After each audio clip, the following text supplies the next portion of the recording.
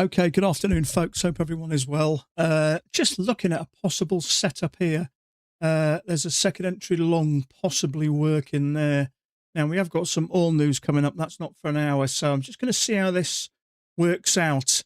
It's hard to say. There's likely going to be a bull bar there and a higher low there, so there's likely traders trying to push that up. But for me, we've got a channel up there with a break and a new high. So my guess is I'm thinking leg down with a break and leg down. So we'll see how this finishes. But if this closes down here, it might be worth taking. It doesn't look like it's going to, but we'll see what happens anyway. So probably going to be a short day today, as we know. It's New Year's Eve, so probably going to just do an hour or two. We'll see how it goes. We'll see how we get on anyway. So market is open. Was a little bit late. I had to change a few settings. I was recording it in 4K, but there's an issue with the latency. It's taking a little bit time. So there's nothing there anyway. So we'll see how we get on today. So I've got this channel. So there's a little bit more volume than I kind of expected. But we've got a channel up here. That to me looks like a bit of an overshoot. So we may get a bigger correction, or this may decide to come down. It's hard to say at the moment. If I'm looking at liquidity on Bookmap, there is liquidity at 50. So there are sellers at 50. What does that mean? That means it's more likely going to get up to this level before it does anything else. So there may be a second entry long. I'm not going to take this because of the overshoot, but if we get a decent looking higher low, that may interest me. Beachrum, good morning to you. Karina, good morning. Ben, how you doing? Just popped in. Not back till next Monday. Happy New Year. Yeah, same to you, buddy.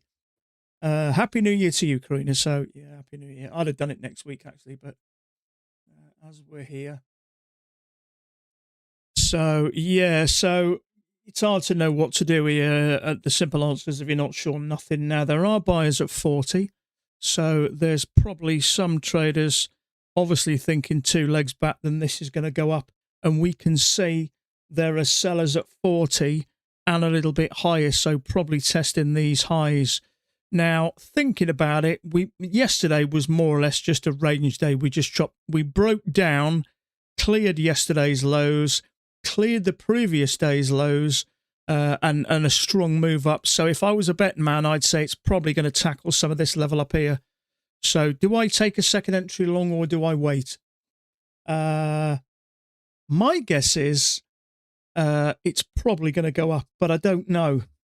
So I'm just going to wait for the higher low, I think. I don't think it's going to fall right anyway. So looking at Bookmap, there are a few sellers up here, but not strong. So if this thing is going to go up, it's going to need to go up with some aggressive buyers. So it's hard to say. There's just not a huge amount of buyers and sellers in this area. So we'll have to just see what happens. But there are the best part of 400 contracts sat there now. Whether price is probably going to push towards there. But we'll see. You're not trading until Monday here, just for the meet and chat. Yeah. Well, I thought I'd just have a look and see what was happening. So if I quickly have a look at see if I can see some other charts. I don't think there's many around at the moment. It's interesting that. I don't think it's the worst trade in the world, but I would prefer to wait on the higher low, because if I look at this channel, we've had a break and a new high, so it may trigger that and come down. Now, I say may. My guess is it's more likely to go up because I can see bigger orders further up. But because we've had a break, I want to kind of sit back and be a little bit more patient. So I'm looking for a strong move up and then maybe a higher low. But at the moment, I'm quite happy just to sit here. You just never know areas like this sometimes. And now all of a sudden, look at this. It looked like it was going and it's sucking traders in, and all of a sudden down it comes. So where do you think that's going? My guess is it's going to take out that stop, which it has. Now there are you've got to be careful here. I get the interest in going there because it is a fairly nice looking second entry lung. I prefer it to be above that EMA, but the bit that's making me wait is we've got quite a nice looking channel here. This is on my second chart, and look what's happening. We've got a little break and a second leg up. So you've got to just be a bit careful there. I think the only way to go long there, the safer option, is to wait for the higher load. Now, you could have traded that as a long failure. I didn't want to do that either because I can see more orders above price than below. So, uh, you've, you've got to wait. And on this chart, we've got a kind of a break on the left and a new high, and we've got an overshoot on either way. That can result in a reversal. So you've just got to give it a bit of a time. But I bet that caught traders out. I bet there's some traders going along there after two legs back. That's something I'd have taken myself 12, 18 months ago. Just trying to see if I could see. I can't see many traders in today, I think. Let me have a look. Let me have a look.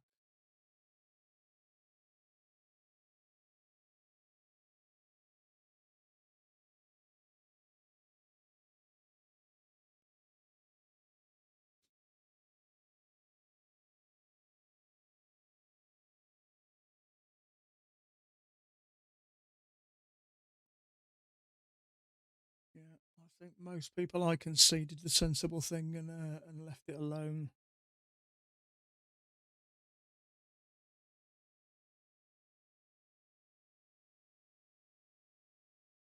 So there's a little bit more volume than yesterday, I think.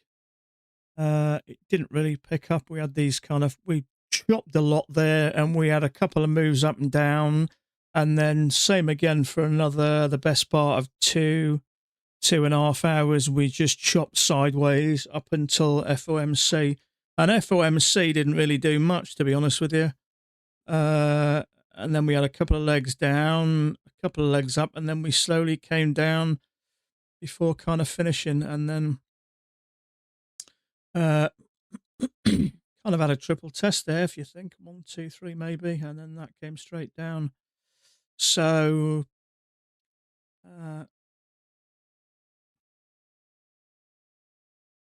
it's not really giving us much at the moment, is it? I suppose it's to be expected.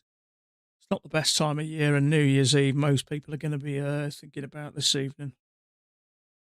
I've been out and bought myself a nice bottle of scotch for tonight.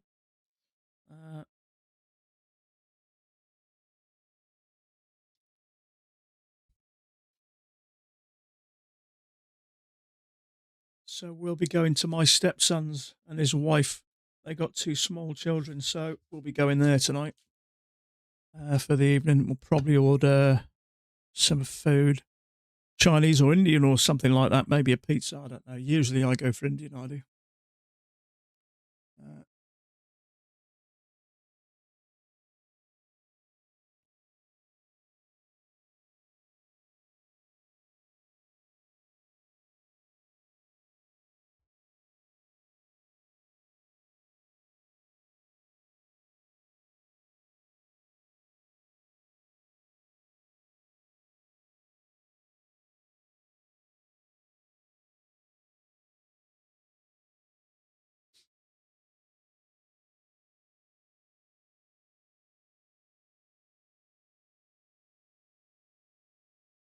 So, looking at Bookmap here, there are a fair amount of orders between 35 and about 39. 35 and 39, a little bit above there. Yeah, about touch above 35 and 39. There are sellers in this area. Now, as we've got this move down, you'd probably expect that. Now, is there a chance that it may be something like this? That's a possibility. It's a bit too early, but if this was a channel and we had two legs up and tested this area, these sellers are kind of in the right position. Now, taking that away,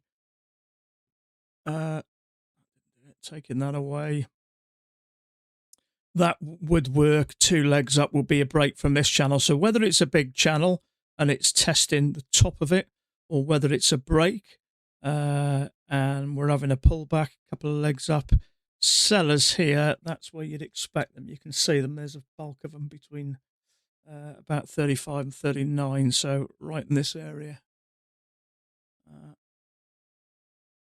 So Thomas Way's just posted that, so he's looking at the same thing I am, which is always comforting. Also, he's got the same with that chart as well on the overshoot, so you've got to be a little bit careful here.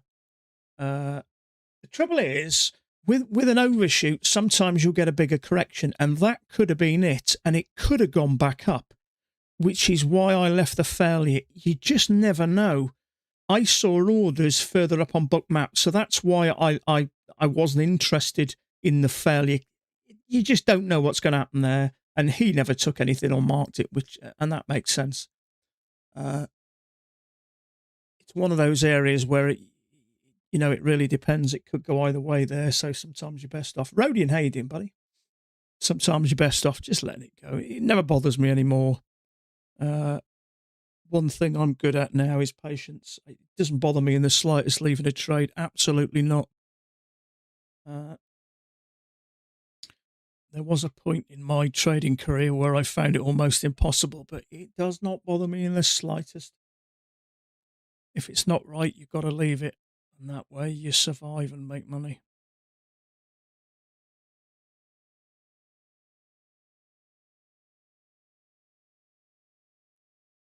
So, you can see those orders. There are more of them around the 35 to 36.5, which is there to there. So the majority of them, the strongest sellers, are there. But if we did push up, doesn't look like we're going to, then if it pushes through there and then closes there, that'd be fine. But we've already had a break and a matching low, so that's as good as a low, but we'll see. Still a possibility that it's actually working quite nice along the lower part of it, so there is a possibility that we could have something like that. It would certainly work, right, wouldn't it? But you never know, so we could get a couple of pushes up, test this area, which is right where those sellers are. So what I might do is just kill the colour so it's an area of interest rather than confirmed channel. So Thomas Way's looking at it as well. So it is fitting very nice along that bottom. So you've got to pay attention to that. Karina, we had another year together. We have, haven't we? In fact, we get on better than I get on with my wife, I think. You never know. You might be my future wife, Karina. You never know, do you? You never know what I'm a bit old for you, I think, aren't you? You're still a baby, I think, aren't you? What are you, in your 20s? Late 20s? 30 maybe? You're still a baby. Unless you're like older men, then you may be in luck. You may be lucky. You never know.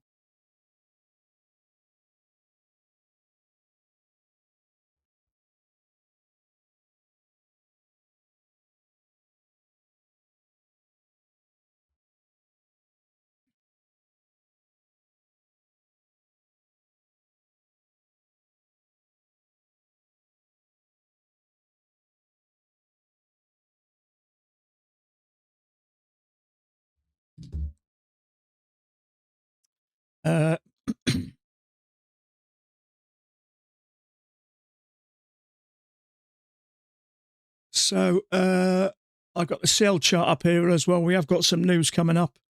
It is low impact news, but I'm relatively new to trading this, and I did get caught out one time, so I do pay attention to that, and I've got it on my alert as well, so I will get an alert when that comes up. But we've got about 45 minutes. But I was looking for a second entry short there. We've had, I don't know whether this is right. It's kind of looks like 2 legs with a break and a new push, and then we got a leg down. We did have 2 legs up there. And I was looking for a bearish bar. We didn't get it. Did work down, but there's nothing we can do with that. You just got to leave that. But did seem like we pushed up, cleared any previous liquidity from yesterday's highs. So I don't know where this is going. I'm guessing you expect there's going to be some buyers there. So I'd probably expect some stops there. So my guess is it's going to push down at least below there, more than likely down there. But unfortunately, we didn't get a buy. I thought we were for a minute. It did drop right down, but then it pulled back up and kind of finished more or less where it started. So yeah, so I don't know what's going on here. I had that initially with a break, 2 pushes to a new low, so that's played out, and I put that channel down there as well, just to see if anything worked, but whether it is or not, we've had an overshoot from there anyway, so I'm going to bin that at the moment. So we've had a channel here with a break, 2 pushes to it, so that's played out. So whether we're just going to stop weaving up and down all day, who knows? But it's weird, isn't it? If you look where when we were having a break, you see this area where I've marked with these orders. You could see them on Bookmap where those orders were. A lot of them have been killed now. In fact, most of them are. But you can see, if you look back where those orders are, why they mark those orders. You can see it's played a part there. And you can see 1, 2, 3, we've pushed up into it 3 times and pulled away. So it's weird, these areas sometimes where you see these orders, and if you look back, it's surprising how they play a part. So they're just traders trading levels, and that's kind of part of the reason why. So, but volume is low. I'm only going to do maybe an hour, hour and a half. I'm just bored, to be honest with you. But let me just kill that a minute. So we have got sellers around about the 32 to 31-ish area, which is around about there. So there are still sellers thinking this thing is probably going to go down a bit lower. I don't think there's any way I can draw a different channel.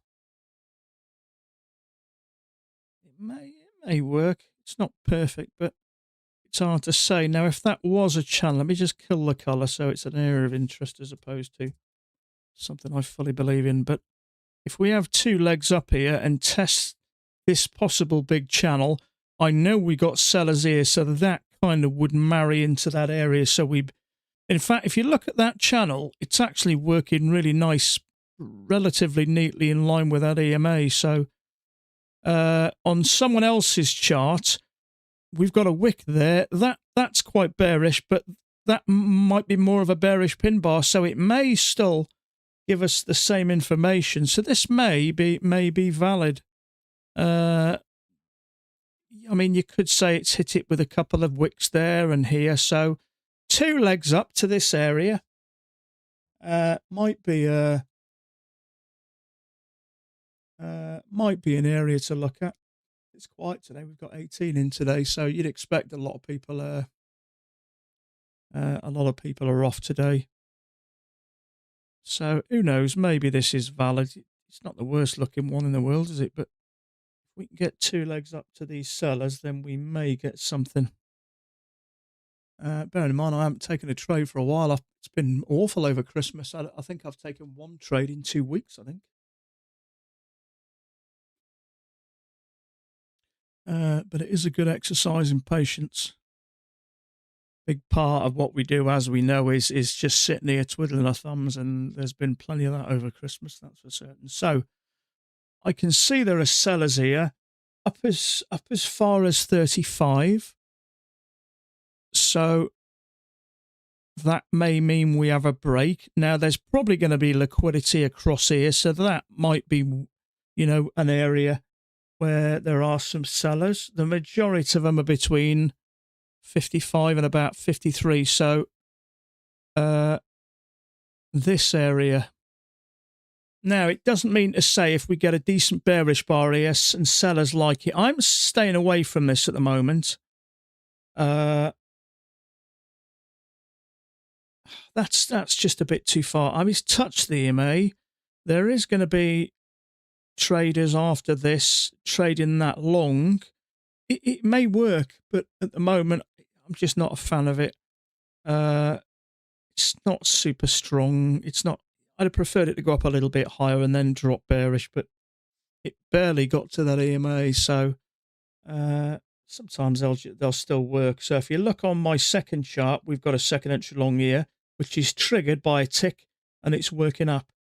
So in relative terms, that's way too far from that EMA for me. I want the top of that bearish bar tucked under there and the wick above it for me. It doesn't mean it won't work, but I'm not interested in this.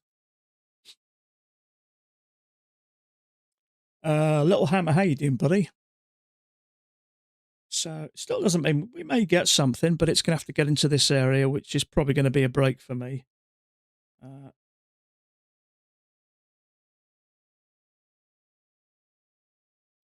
So we've got that news. We still got a bit anyway. So it's doing what I expected it to do, heading towards these sellers. Now they're around about, the bulk of them are around about let's say 33 3/4, which is there. They've gone a little bit higher actually, to 36-ish. So in this area now, there's going to be liquidity here. You'd expect it. So we'll see what happens. But I wouldn't just take a bearish bar here. I'd want a lower high, because you never really know.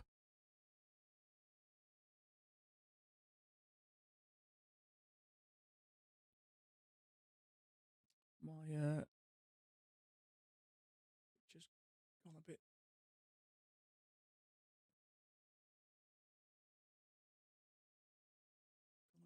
dull there. Brighten myself up a bit.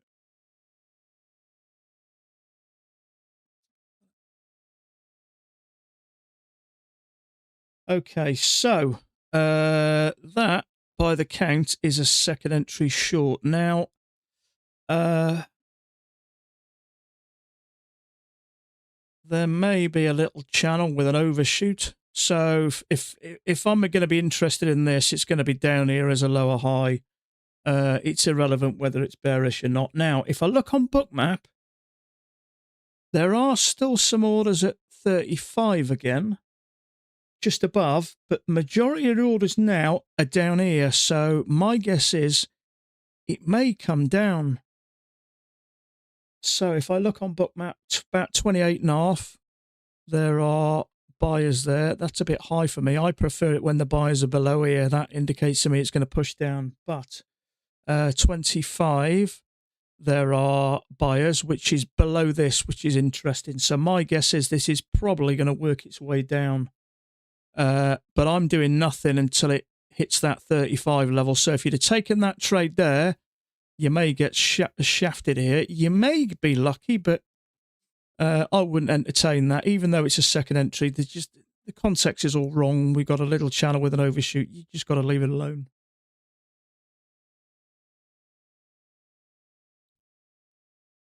I still don't know for a fact whether this bigger channel is valid. It looks okay, but you've just got to give it space. So if you'd have taken that second entry short, trigger just stopped you out. So that's another good reason of having Bookmap anyway. You can see there are orders.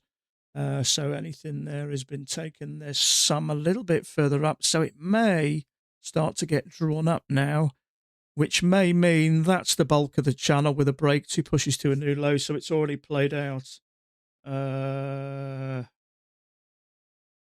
So we'll see.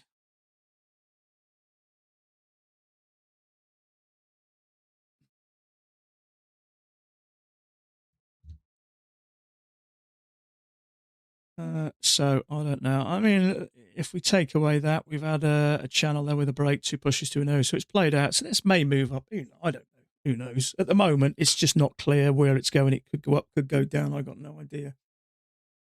Got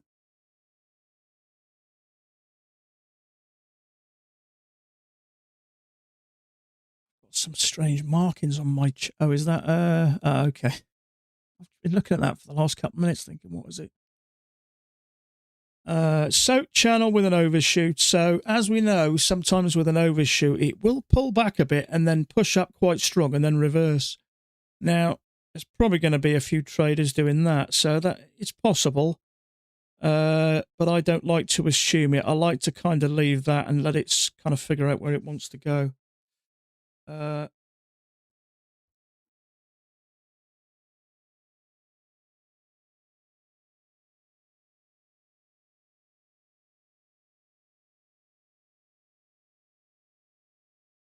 so looking on Bookmap now, more of the orders are starting to appear higher up. So you can see these slightly thick. They're not super strong areas, but compared to the rest of them, they don't look too bad. So my guess is this may decide to move up. Who knows? So around about the I don't know 38.40 mark, somewhere around about those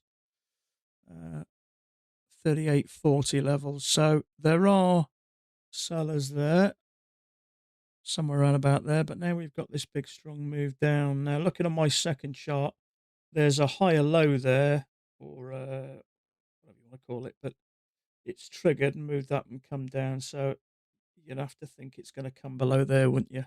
So maybe this thing is going to come down. Who knows? But the market has got a way of kind of, for me, it almost teases you in. It sucks in inexperienced traders, and you can see it gives you little tempters. And I know because I used to take a lot of trades like that.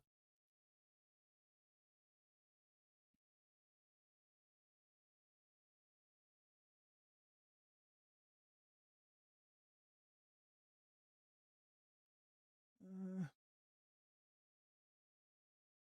So looking at this oil chart here, now I don't trade patterns as you know, but shoulder, head, shoulder, that would be a bearish pattern. Now we've got a channel down here, we've got two legs up, and it looks like it's retested. If we get a failure here, a short, so if we get a second entry long that triggers, we may get a short failure or a second leg down. It's certainly possible. There's going to be liquidity around this area, isn't it? You'd kind of bet. So shoulder, head, shoulder. So I wouldn't be shocked if this comes down. So I'd be looking for a failure here, failure stroke lower high. We didn't get below that bull bar there.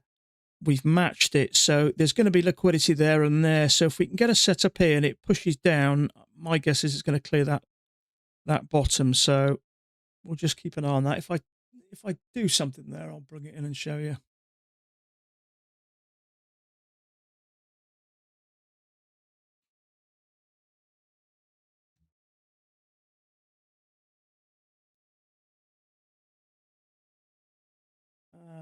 So get rid of this now. These orders do change, obviously, for obvious reasons. If you're wanting to short this and you think it's missed you, you're going to probably cancel your order. So I still see orders down at 25, 130 contracts. There is some at 30. They're buyers, so you never quite know. This is coming down, and buyers are going to push this higher. So there's always a possibility that this may be a slightly, almost like a two-tiered channel. It doesn't look terrible around that midline. So maybe it's a two-tiered channel, which means it could still push up and test these highs. And I say could. I just don't know at the moment. So simple thing is, if we don't know, we do nothing. I'm looking forward to getting back to it next week because I have took hardly anything. I don't know how many days I've sat here with nothing, but I don't mind it in a way because uh, it does test that patience, and if you've got patience in this business, it's a big plus. It's one of, as you guys know, it's one of the things I used to struggle with the most, but it's probably my strongest asset now. It's certainly been tested over Christmas, but as I say, I'm not bothered in the slightest if we don't get a trade. I can only sit here, wait for a setup, and take it. It's nothing more complicated than that. And if we don't get one, we don't take one. So looking at this oil chart again. So we've got a channel down, two legs up. It's interesting to see what happens here. If this was bullish, my guess is it's going to trigger it and come down. I would prefer a second entry long around about here rather than that would be a bit high for me. Uh,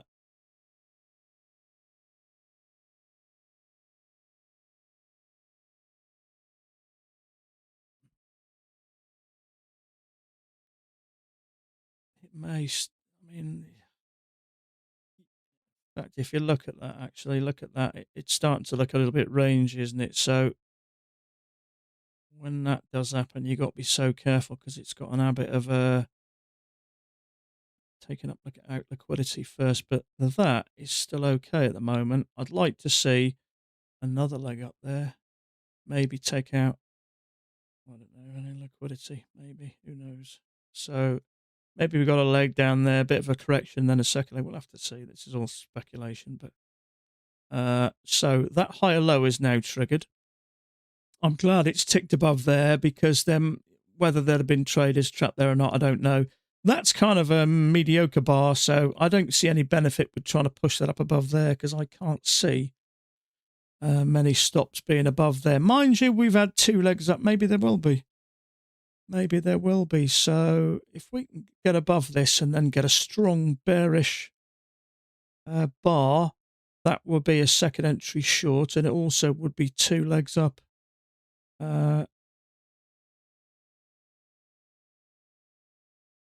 So we'll see.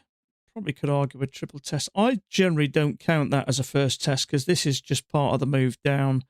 That to me is one attempt. That is a second attempt. So I wouldn't really class that as a triple test personally. Uh,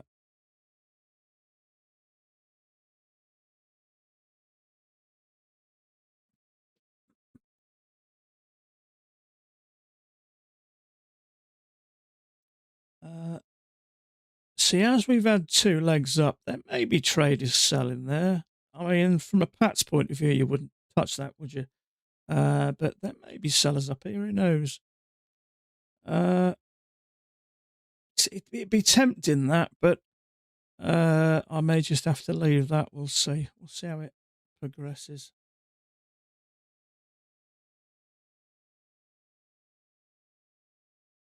I don't really think there's anything like a channel there, is there? I don't know. I'm just not sure. My guess is it's probably more somewhere like that, isn't it? Something maybe with a little break. It's tempting. It is tempting. It's not a huge risk. I can't really see any real need to push up and take any liquidity out there. But as we've had a leg down with two pushes up, you don't know whether pullback traders are going to drop orders in here. So I may just decide to leave this. We'll see. I would much prefer it to push above there. That would put my mind at rest. Uh,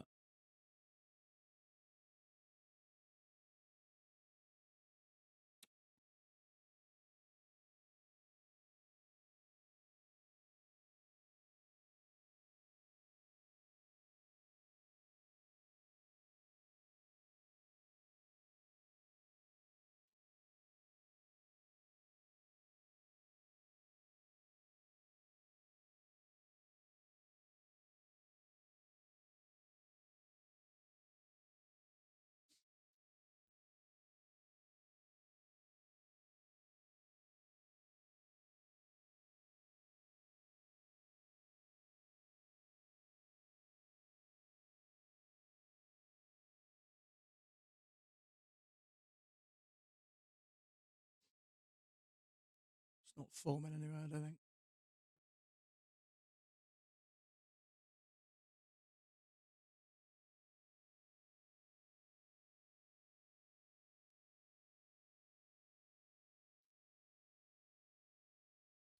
Does look like it's on its way down, but I don't think there's nothing you can do here, really. I mean, let's go with that. We got a little kind of a micro there with an overshoot. Uh, Overshoots do different things. Sometimes they'll pull back and push straight up, new high, and then reverse. Sometimes we'll get a bigger correction and it'll continue up.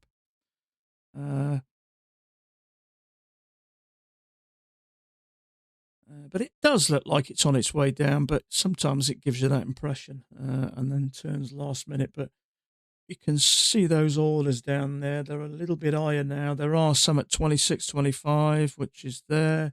You can see them. But there's still that bundle down there at 25. So as we know, this plays like a magnet.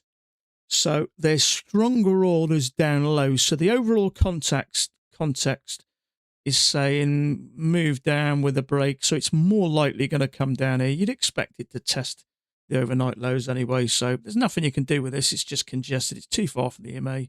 You get into a trade here, it'll push back up, stop you out, and then go in that same direction. So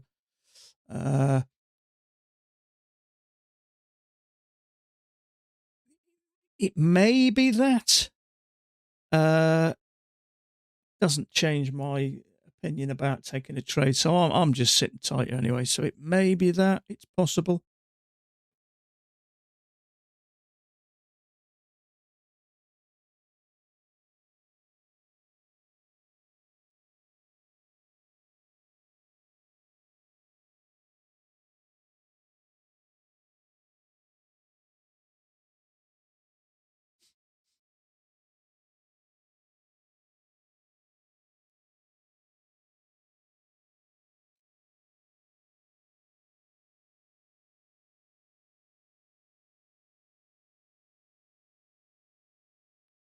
Eric. Now, I'm only aware of one Eric. Are you the Eric that has something to do with Mac or Mac's forum? I think I don't know. I've seen you before. Anyway, how you doing? It's time to test those skills on silver. I was watching someone else trading silver yesterday. Sorry, no. Okay, you're not. Okay, fair enough. So I struggle with just these two. I've got the well, ordinarily, see, I just trade the ES. I've done that for the last 4.5 years. But because it's just been lacking in setups, I look at the CL as well. It's quite stable. The ATR is quite stable, so your risk is pretty average all round. So I look at this as well. I'm kind of looking at 2 pushes up here. I prefer it to push above there, really, but there is a second entry short, channel down, 2 legs. So that may work. The trouble is, without it pushing above there, it makes me nervous getting into a trade here. Who knows? I don't know. We'll see. I certainly think if we get through today without losing anything, New Year's Eve is going to be much more enjoyable. Put it that way. Volume is lagging, indicator so why people are on it so much.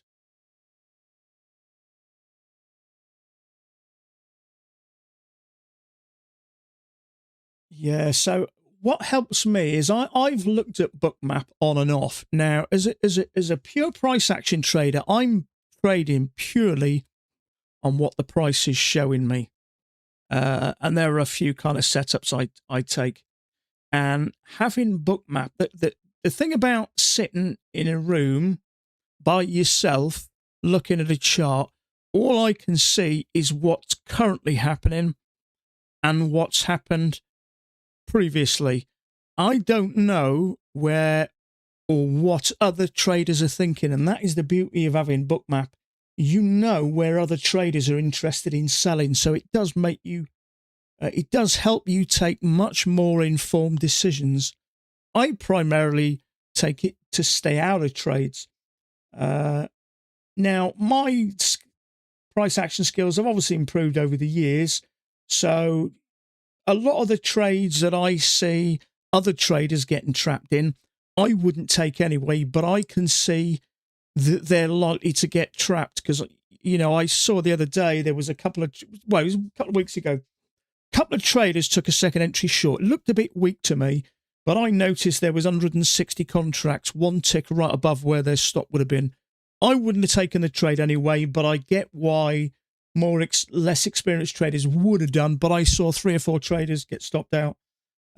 Now, if they'd have had Bookmap, they may have decided to leave it. So it does give you a better overall understanding of where. So at the moment, for me, at quick glance, another reason I like Bookmap, it's very visual. I can see these brighter red areas.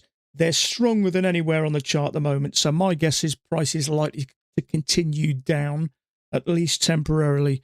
And I've got these two red lines marked, 25, which is about there, and a little bit higher. So my guess is this is coming down, at least temporarily.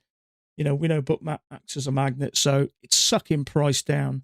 Now, it doesn't mean if you take a trade here, it's not going to push up, stop you out before it comes down. There are no guarantees it'll come down. Bookmap is good for that. Absolutely. On the market moves like a bot likes to exceed.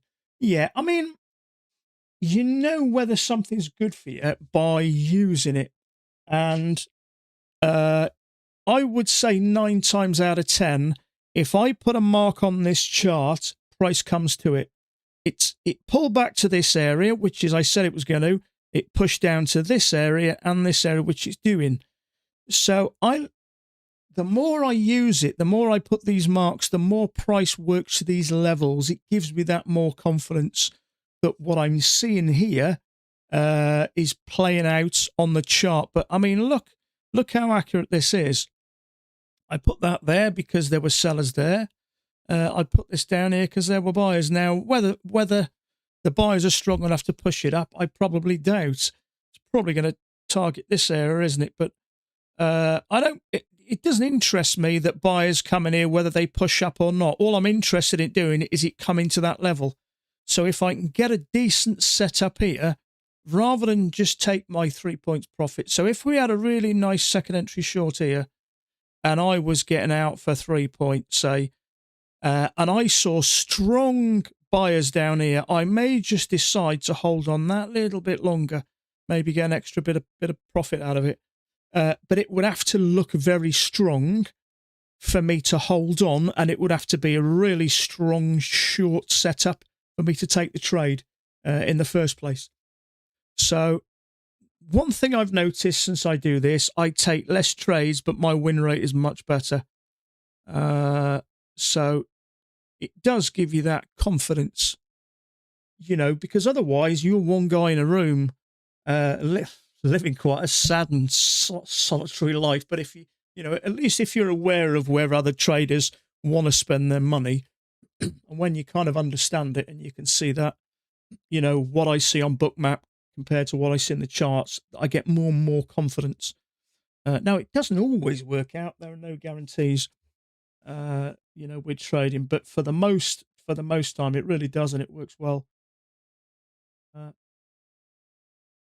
I'm actually surprised there's this much volume today.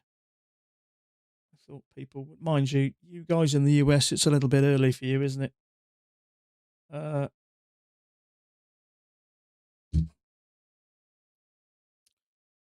I'm still looking at that CL chart. You know, we've got this move down with a couple of attempts to push higher. I mean, this came down bearish initially, but then finished bullish. Same with this one. So, you know, we have kind of got that 2 legs up, haven't we? Move down, 2 legs up. Often then you'll see this. So if I was to, the first thing I would be thinking if I took that trade, I'd expect that to get stopped out because I'm going long into support up here. So I wouldn't even entertain a trade like that. You know, there's traders going long off the bottom and maybe here. This for me is going to push straight down and clear out all this. There's going to be liquidity there, quite likely below here, certainly below there. So this could have quite a strong flush down, which gives us that kind of second leg. Although I'm pretty confident it's going to do that, I still need a decent setup. Unfortunately, I prefer that to still break above there. But if it's bearish enough and it stays bearish, it may still go down. But we've got this move up there with a break, new high. We've got this move down here with a break. I expect a new low.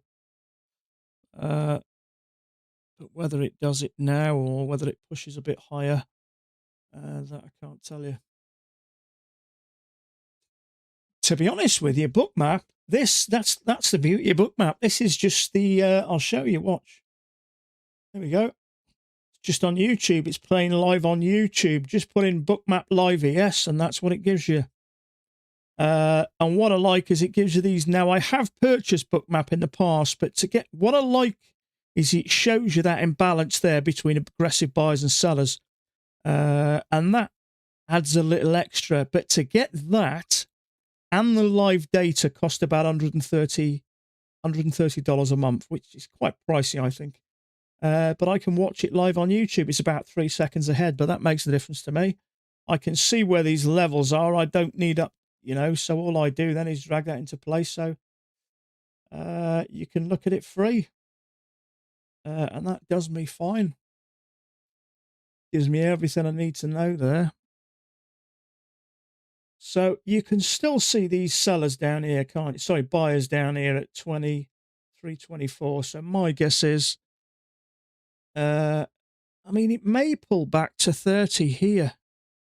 But my guess is it's probably going to come down before it goes up, just to clear these bits of liquidity here. Okay, so 24 and 23, 24 and 23 for me. So there's 24. Now, once it's broke these lows, you may get profit taking, so we may get a pullback. And that is why there's probably sellers there, because if traders think this may pull down for a second leg and possibly target, these areas down here, I would probably expect some profit taken here. And then if traders do like this for a bigger move down, this is probably where they want to get in. And if you look at that line and you look over on bookmap, you can see there's a bunch of sellers there. Why there? Because they're probably going to expect profit taken here, a pullback, and then maybe further down. If they like short here, if you want to sell this market, this probably is, looking on my chart, it's probably a reasonable place to sell it. So looking at oil, it did what I expected it, but it just didn't give us a decent signal bar, really. It just crossed over, pushed up a bit, and then dropped. But you can see what I'm looking at. There was liquidity there. There'll be liquidity there, which is the same level as that. There's the higher low there. So there'll been traders thinking this is a bigger channel. I'm probably going long. So my guess is it's going to come below that. There's the line in the sand for me. And then there's probably liquidity down there. So whether it comes down for a second leg, who knows? But in the short term, for me, this is the area it's targeting, just to clear this specifically. But I've got no setup here, regardless of, I had my ideas where it was going, but I still need it still needs to qualify as a decent signal bar. Otherwise it's a no-go for me. So you can see what happened there. Price hit both those levels. So 9 times out of 10, if I put these red lines here, price will move towards them. Now, it doesn't mean you can jump into a short there, because it may trigger you, push back up, stop you out, and then push down to these levels. But that's why I put these red lines on here, because I know they are levels where there are buyers and sellers, relatively strong levels. And I can't tell you how many times how accurate this is. And the more you understand where price is going, the better it can help you in taking trades and also staying out of bad trades. So overnight lows have been broken.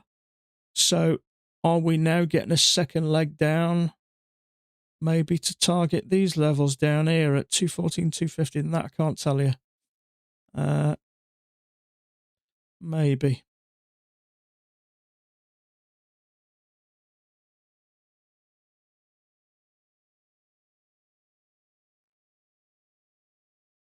So there are still sellers down here around about the 20 now, so they're moving down. So that may continue to suck price down.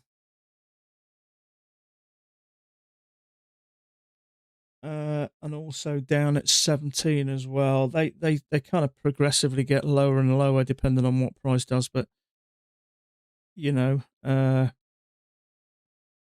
we may end up having something like this. And I'm guessing that is going to take us close. Yeah, that's going to take us below. What day was this? December the something. I can't see it now. 23rd that was. So if it did that second leg down, that would take us down to the and break the lows of the 23rd. Couple of days. I can't believe Christmas is 6 days ago already. It's unbelievable. It seemed 5 minutes ago since we were running around with paper and sellotape everywhere. Mad, isn't it? So if we had a nice second entry here, would that interest me? Possibly.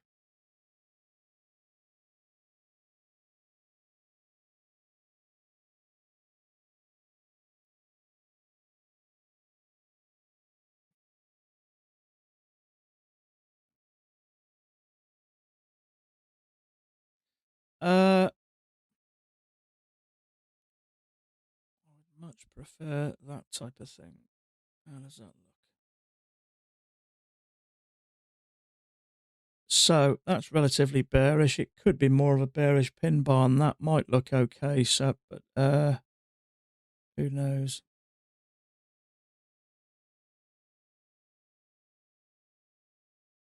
So, would I want to go long here? Absolutely not.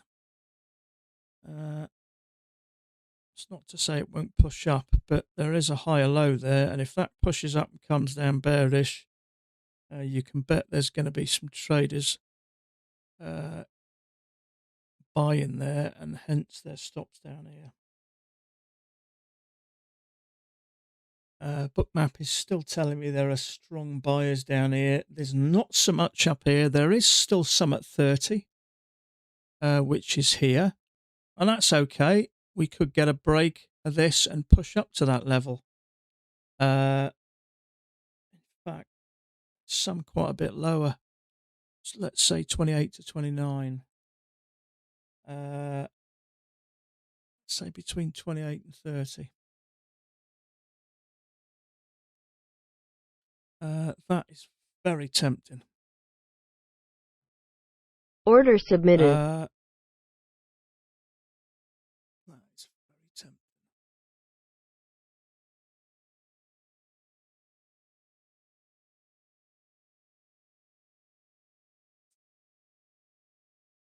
Tough one. We've got sellers here and buyers down here, so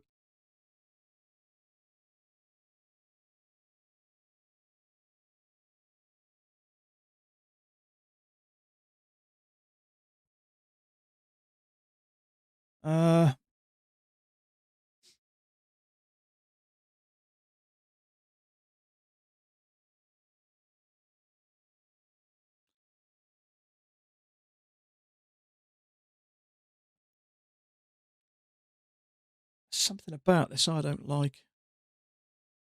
Order cancelled.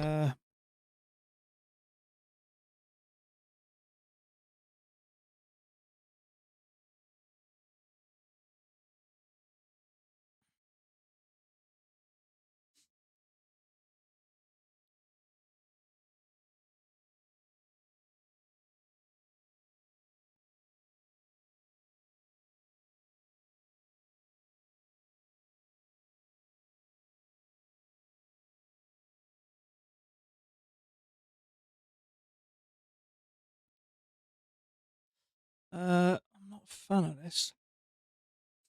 It's not trigger anyway. The bit that's concerning me is the amount of sellers in this area. Now, as a setup, okay, right, okay. So the oil, we've just got some news coming up on the oil. So that did exactly what I expected it to. So that's good news. We pushed down below this area and this area. Now, if this comes down for a second leg, there'll be liquidity there. I don't doubt it.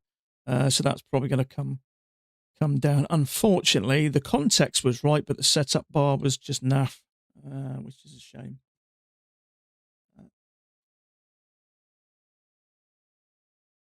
So sellers between 28 and 31. So there are fair amount of sellers there.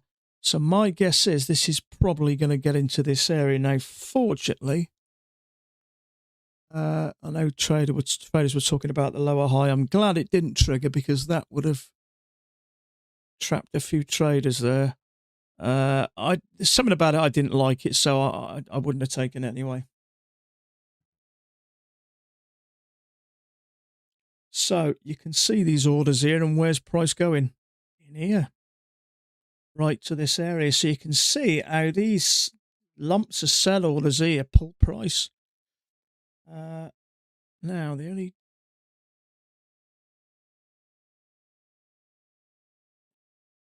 how high is it going to go? That's the problem.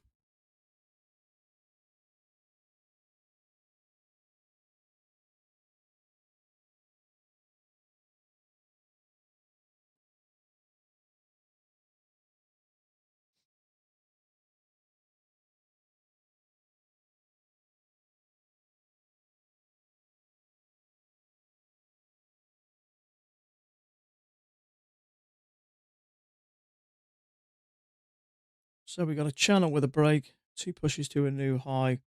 With all these orders here, I have to sit and wait. We haven't got a setup anyway. But we may come down lower here. We may get lucky.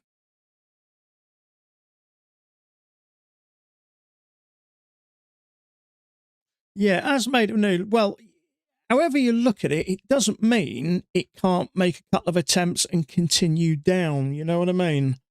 So what I'm seeing here is sellers in this area and buyers down here. That tells me price may go up and then may come down. So, I mean, yeah, I mean, you can argue there's the channel. We got to break at a new low, but there may be a larger channel. It's hard to say, but it doesn't change the fact that if I saw a decent amount of sellers here and price started to move down, that I may take a lower high. There could be some larger channel here. It's just hard to say at the moment. First one. Are you on about that one down there? Yeah, I mean, the thing is, we pushed down. We've had already a break here and a new low. So for me, that was the channel break, 2 pushes to a new low. We've pulled back and continued down again. So I think based on what I'm seeing, at least at the moment, it's probably going to continue down. So I'm a bit on the fence here as to what to do. I'm certainly doing nothing until price properly comes into this area. And then I want to see how strong those sellers are. We are getting aggressive buyers coming in here. You can see there's double the amount at the moment. But is it pushing price up enough? It's hard to say.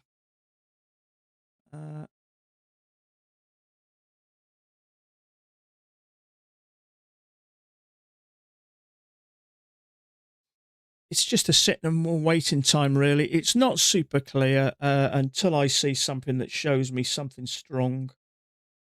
See, there is a second entry short failure there. So is that going to push up above there? You probably guess there's going to be a fair amount of liquidity around here, but you just don't know.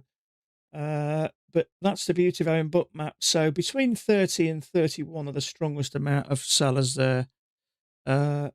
They've moved up a little bit. So there's 30 and there's 31. So this is the area I expect price to get into. Now, the further price gets up, the more chance it's got of continuing up.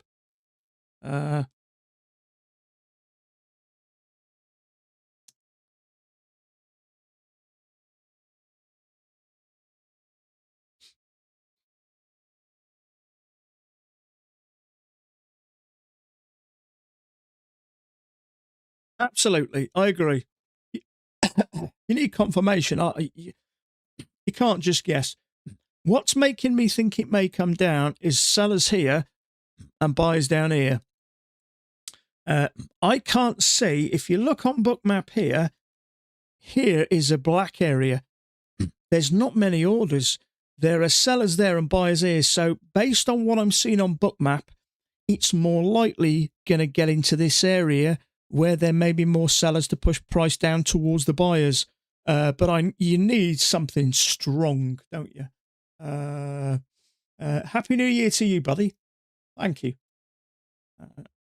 So yeah, I mean, at the moment, it's getting a little bit sideways here. It's a little bit unclear, but based on what I'm seeing, I still think at the moment it's more likely to get into this area and then hopefully come down. So that's played out exactly as I thought, right to the tick. So we've had the leg down, 2 legs up, strong. It's unfortunate we didn't get a decent bar. Now we have had news that's probably added to that, but it's unfortunate we didn't get a decent bar here. But usually with a couple of legs up like this, nice bearish bar, loads of buyers trapped in here.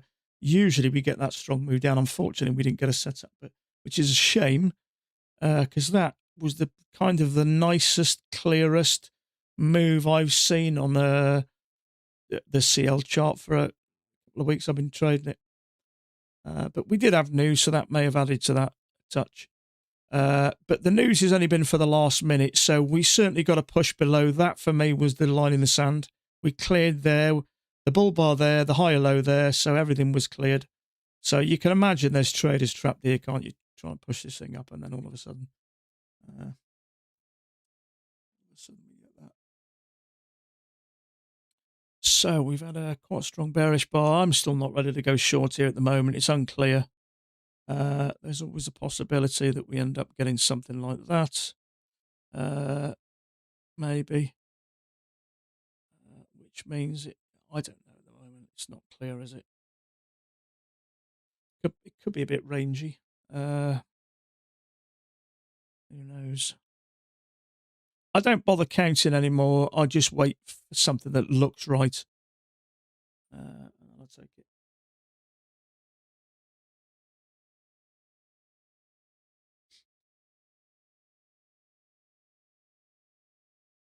So you can see on Bookmap, all this area around here is black, which means there's very, very little in the way of orders, certainly enough to move price either up or down, which is probably why it's doing this. So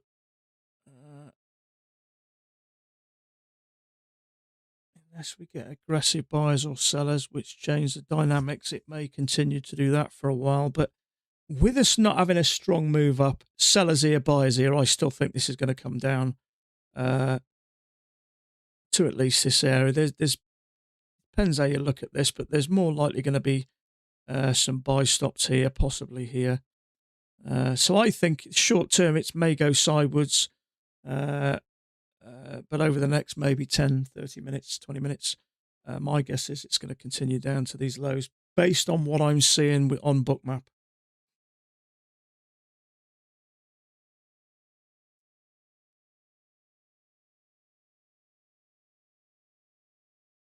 You may change that a little bit. I don't know. Possibly. It's not super clear, is it? Is it any better on here? I think we've had a break of it anyway, so I don't think it's super important. But I'm going to get rid of that. It's just not really helping at the moment.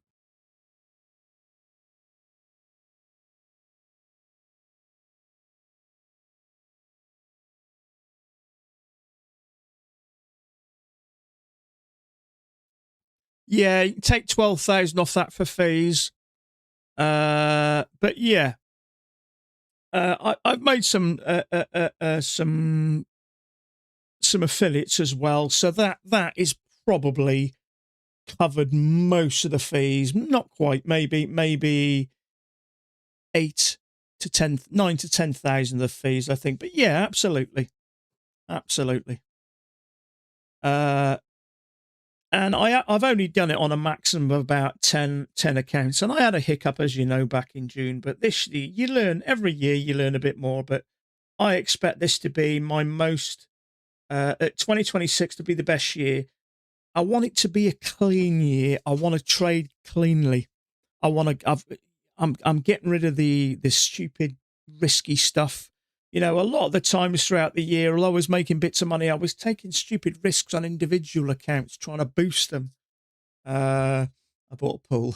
It was only $100, so it's not quite as extravagant as it sounds. But I want a clean year. I want to do things cleanly, properly, the right way.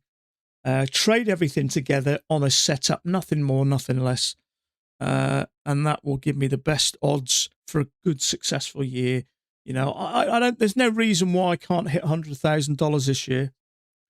And that for me would be incredible. It will be a fantastic milestone. That is, I know there are people earning a lot more than that course, but you know, for me, I'm a guy that's come from working on a building site. That's pretty good. And then for the hours I do as well, I got the freedom. I got no one breathing down my neck, and I tend to average about 3.5 hours a day. So, and it manages to keep me in single malt as well. So it's win-win. But for me, this is not only have I actually made some reasonable profit this year, I've had a strong change in mindset. I'm much more relaxed about it all now, which I think that's more important than anything. That's been the biggest change for me. I'm not stressed anymore. I don't panic anymore. I don't get frustrated anymore. I can just sit here now and do what I've got to do. So for me, that's been the most exciting change.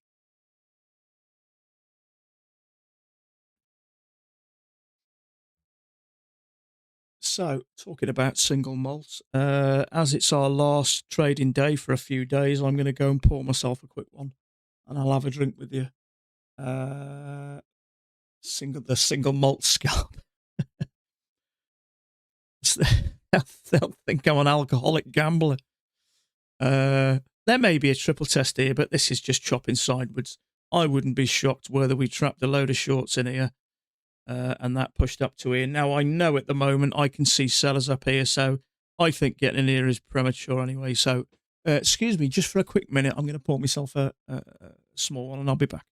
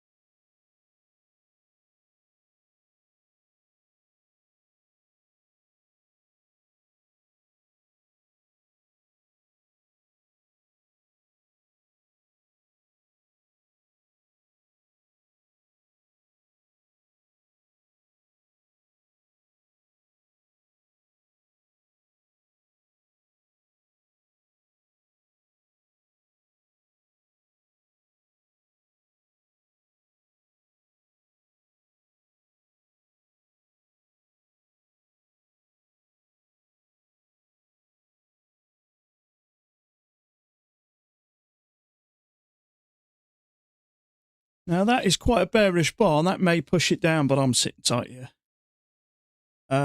It may have gone down enough, but it's 15 ticks, isn't it? I'm sitting out of this.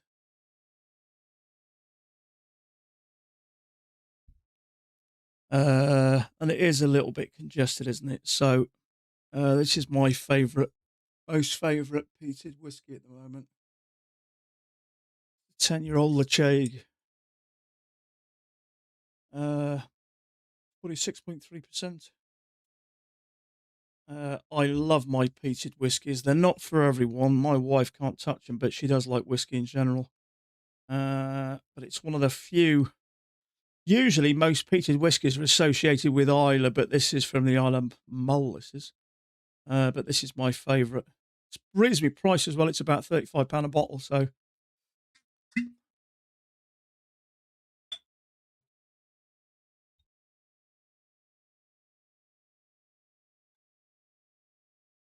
I can pour an exact double now, 9 times out of 10. So, cheers. Happy New Year, everyone. I hope you have a great evening. A nice day tomorrow. I think we might be doing a nice leg of lamb tomorrow.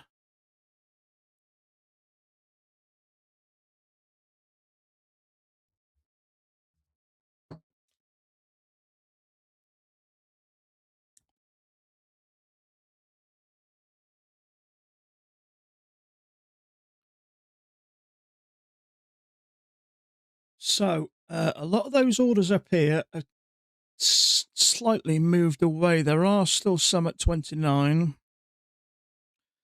but that's gone. But there are 920 contracts right there. So what does that tell us? I think it's pretty safe that's going to come down here now. Somebody mentioned spoofing yesterday, and occasionally people do put orders down here to pull price for one reason or another. That doesn't look like one to me. It's too close to price, that is. Once it gets below there, we could have a quick shift. So my guess is there are buyers down here. So 1, 2, 3. We've had 3 bounces here, I think. So you can probably understand why there may be some buyers there below everything. I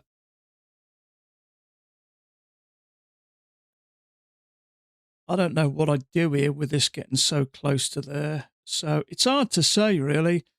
But people trade for various different reasons.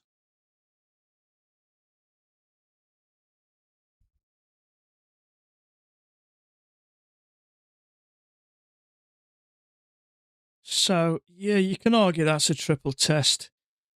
I'm not a massive fan of it, although it's probably going to work. It's quite choppy, and you don't know whether that's going to trigger you and push up for a second leg.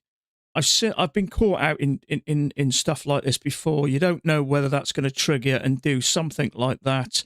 Clear liquidity here, maybe a bit here, and then push down, and then possibly a bigger channel. Who knows? But I've seen this scenario before, and I don't like it. It was 15 ticks, tick above, tick below. It's too much risk for me. Yeah, granted, you're going to have some liquidity there, but then it's not moving down strong enough for me to think that was a great positional trade. So I'm happy to leave it, really.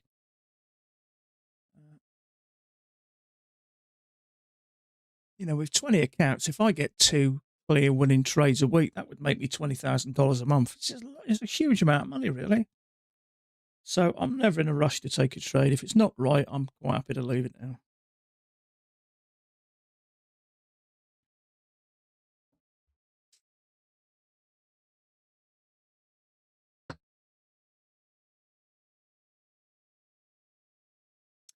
But I've got to slow my drinking down a bit this year. I hate to think how many bottles of whiskey I've had this year.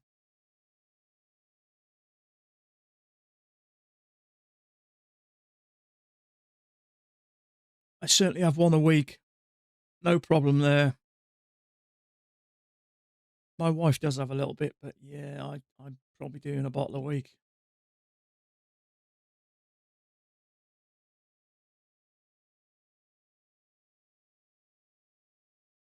Absolutely.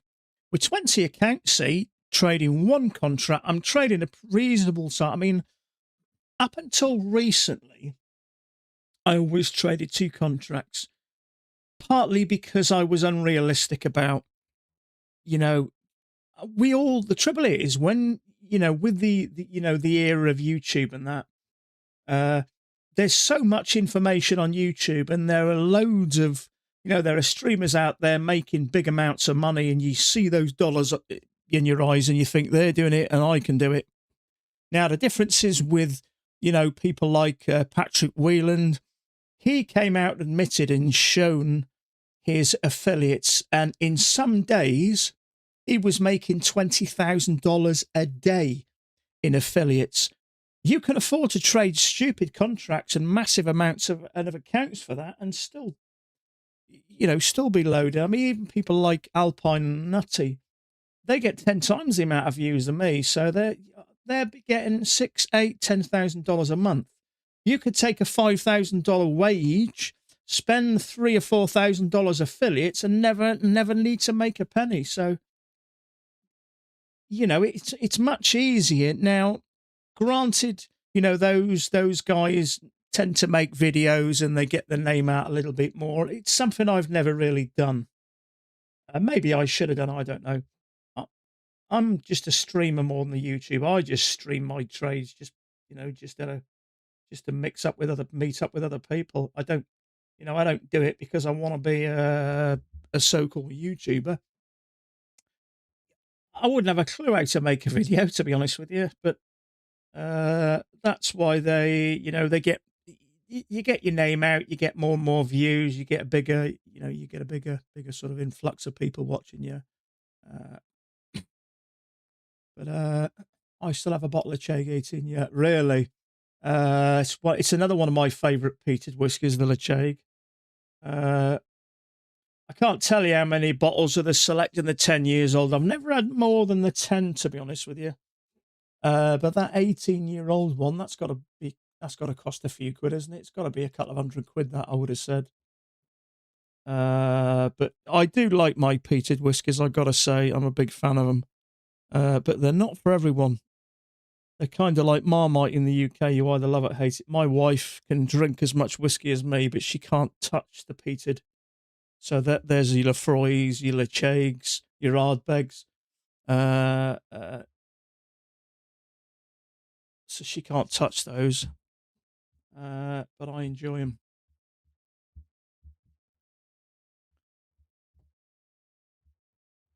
So, yeah, I mean, going back to, the trading two contracts, I was just unrealistic. I remember looking back on one of my older videos, and I was expecting to earn about $2,000 per week per account.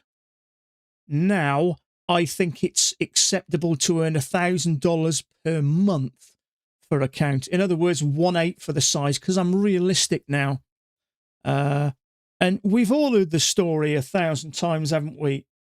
Traders come into trading with an unrealistic approach. They think you're going to earn way more money. Now, can you earn a good amount of money? Absolutely.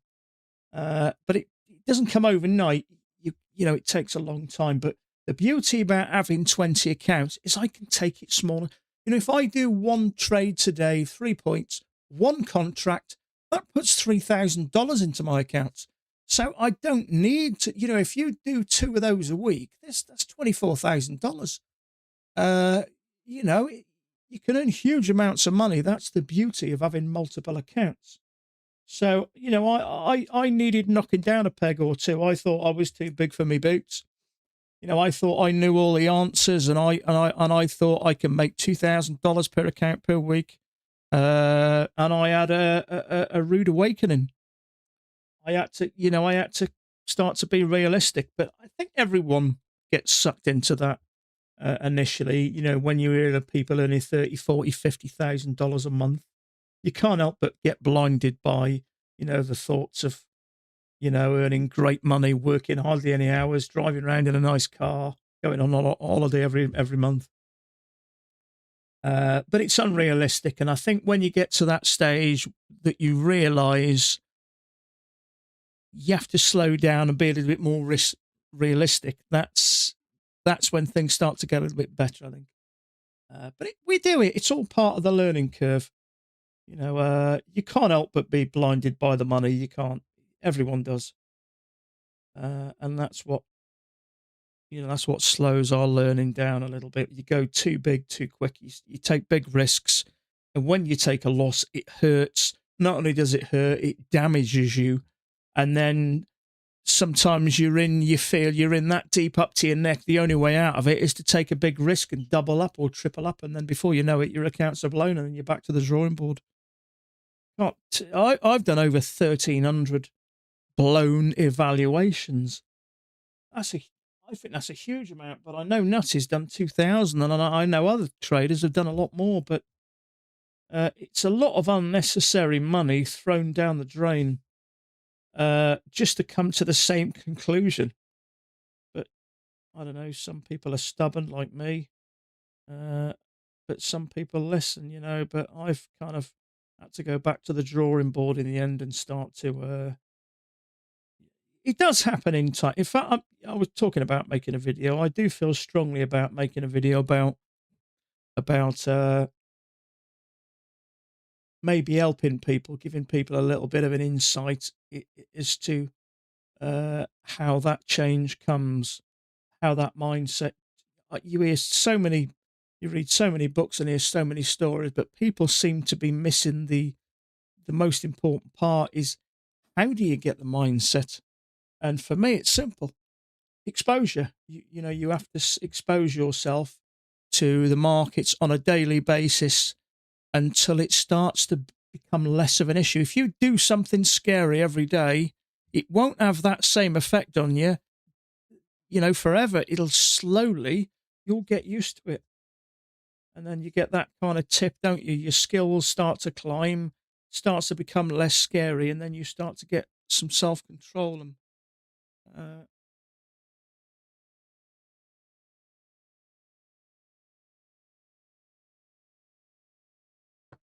uh, so, in fact, I'm reading up a little bit about it. A little how made it. You could easily be mental. Tell most people didn't know anything about price action. They call themselves traders. Yeah. Yeah. Do you know, I was watching, who was I watching the other day? What's his name? There's a YouTube guy I watch. He trades with his wife, and I love some of the things he's got to say. Some of the things he made a video about when he struggled, and that I watched that maybe I don't know 3, 4, 5 months ago, and how he struggled and what changed him. And some people can just put. I find it hard sometimes to get things over, but some people just seem to know what to say. I'm not very good at the talking bit, really. I can think it, but when it comes to putting it into words, I find it hard to get out. Well, I am going to have a little play around with AI, and I may make a small video on about the exposure to trading, because it's one thing I've never heard anybody else say. What's this guy called? Is it the moobs or the noobs or something? Oh, the rummers. These. I love this guy. I love what he's got to say. He put a video out. Where was it? It may have been that one, but I love what he's got to say. He had a really down spell, and he struggled, and he was kind of at his lowest. Vlad said that as well. He went for a really low part, and I have myself. I've felt depressed at times and stuff like that. But I found that video really interesting. So if you're bored one day over New Year, have a little look. But his wife trades as well. I think she's saying it's Russian. I think she's somewhere from the Eastern Bloc, but they kind of all sound the same, don't they, around that area? But I like him. I like people who have had a rough time of trading and convey that to you. So have a little look at him.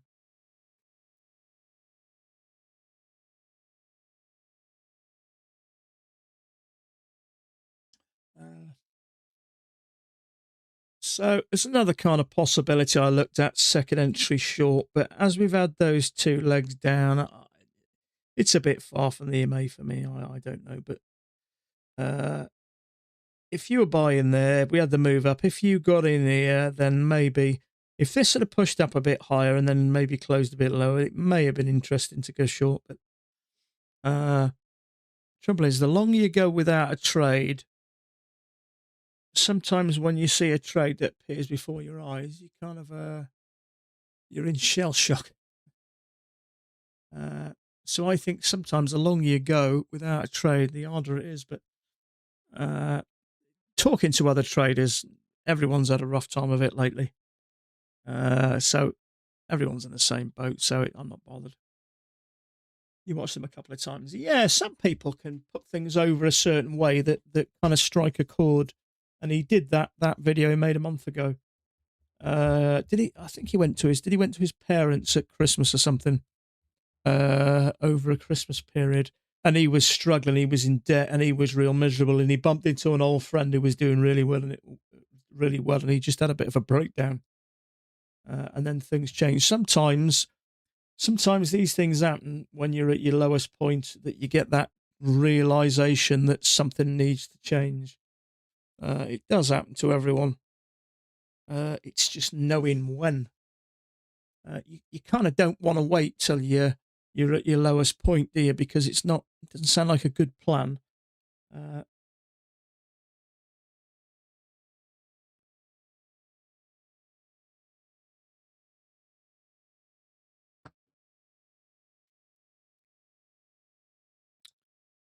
So it does look like, in fact, we're more or less there, aren't we?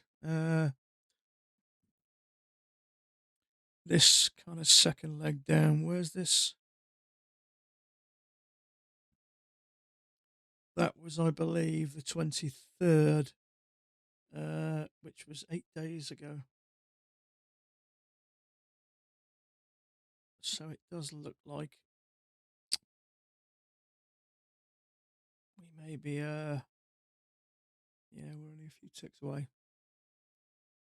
Is there some kind of bigger channel down there? Maybe there is. Doesn't look very nice. That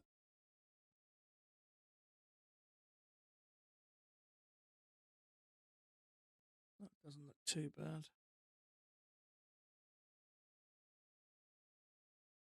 So 21, where's that? So there are sellers at 21, which is back at that AMA. You can see a bunch of them there, 139 contracts there. So if we get a pullback to this kind of area, there is 8 days ago the lows from the 23rd. Oh yeah, I don't doubt it. I don't doubt it. I saw an interview they did with a guy, a YouTube guy, about the Beast. He got offered $1 billion for his YouTube channel. He turned it down. He said he thinks it's worth about 20. And when these experts looked into it, the revenue and so on and so forth, they agreed, yeah, it could be worth 20 billion. One guy. Yeah, I mean, you can understand why youngsters are making these videos. I mean, YouTube is a completely different animal, isn't it? I have thought, as I only work 3.5 hours a day. Maybe I should make some videos. I suppose, you get videos, you get people watching you. YouTube pay you a bit of money. They use your affiliates, and you make a bit of extra money. So maybe I will. Maybe I will. I wouldn't know where to start, to be honest with you. I've never really made a video before as such. But I do like the idea. I am playing around with AI at the moment, just out of curiosity, what it can do, editing pictures and stuff like that. It's amazing. But there are quite a lot of people worried about AI, how it's going to change the world as we know it. It may take over one hell of a lot of jobs.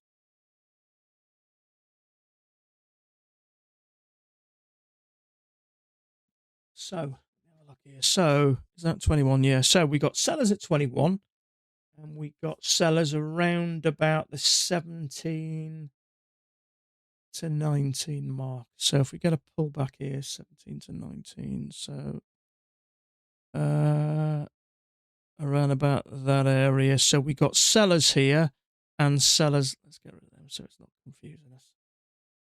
The largest amount of sellers I can see on Bookmap currently is at 21, which is there, which is kind of, if you believe this channel, it's kind of where you'd expect to put a short if you were going to, really, wouldn't you?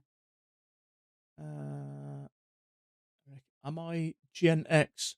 I don't even know what that means, mate. Generation, is that what you mean, Generation X? Is that what you mean? Does that refer to kind of the technical generation, isn't it, or what? That would look better to me.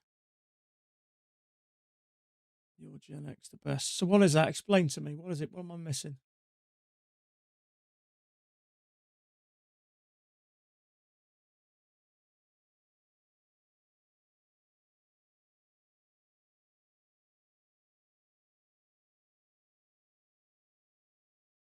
So there are sellers here now based on this channel down here. That would make sense. So 17, 18.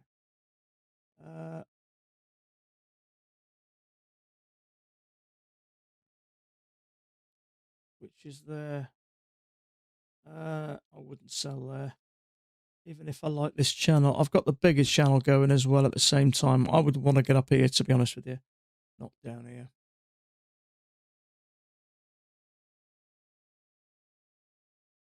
So we are pushing. Okay, so 18 up as far as 21. Let's say 18 to 21, which is where you'd expect sellers.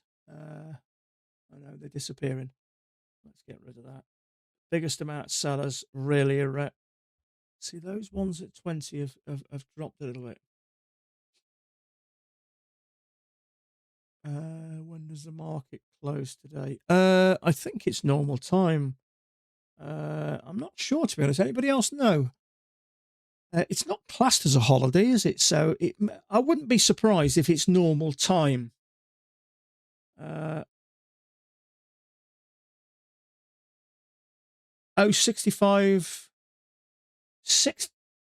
1965 to 1908. Oh, to 19. Say 1908. Yes, I am actually. I was born in 69. I was. Yeah. I was born in 69. I'm 56. I am now. So I know what you're going to say. I don't look it. That's the beauty about editing. No, I don't. I can't do much to my picture. Actually, it kind of is how it is. Unfortunately, I did consider doing 4K, but I'm thinking that's a little bit too much detail for me. You're 66, are you? Where are you from anyway? TDL. Where are you from? So 66. So where does 66 come into mind? Oh, that was the one and only time England won the World Cup. No, that was 3 years before I was born. That was. You're 73, are you? So you sound much younger if you say 1970s rather than 1960s. But I caught the tail end of the 60s, which is 69. But are you from Texas? Are you? Excellent. Texas as well. Dallas, I got you. There's another guy I know from Dallas, Nick. Chatted to him once or twice lately. An ex-lawyer from Dallas. It does make you wonder why lawyers trade, doesn't it? You think lawyers earn a fortune.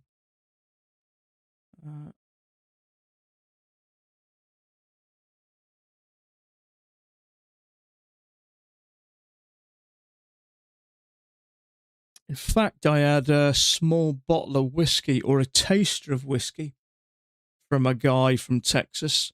My daughter went to a boyfriend's grandparents' house in Nottingham, and he's from Texas. And he's got a saloon in his garden. I saw video of it, and he has got. I mean, that's where I want to die. It's full of whiskies and bourbons, and he makes it as well. So he sent me back a small bottle.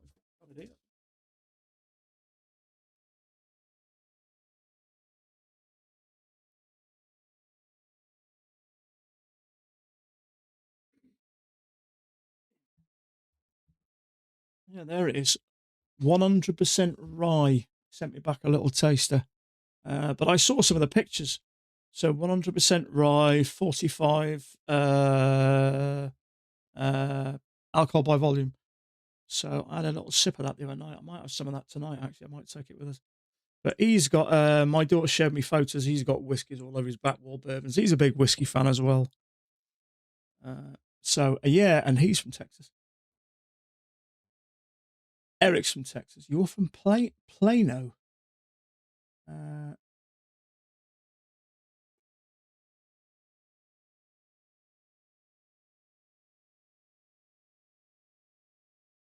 You've kept your hair. Yeah, it's definitely going grey. In fact, I got one of those drones for Christmas, and I was playing around with it in the garden, and from above, I'm starting to look very grey. I am getting grey, of course. Yeah, I mean, I got a mate who's completely bald. He's been completely bald for the last 10, 15 years. So, yeah, I'd rather have hair. I'd rather go grey. A lot of people like grey, don't they? A lot of women think it's distinguished. Whether that's a word that we've come up with just to make us sound a little bit less old, but I am starting to feel a little bit older. And I always think when you come out the supermarket and it takes you 10 minutes to try and remember where you put the car, I think that's the first sign that I'm starting to get old. I'm walking around the car park scratching my head thinking, I can't remember where I put the car. Whether that's just lack of interest or not, I don't know.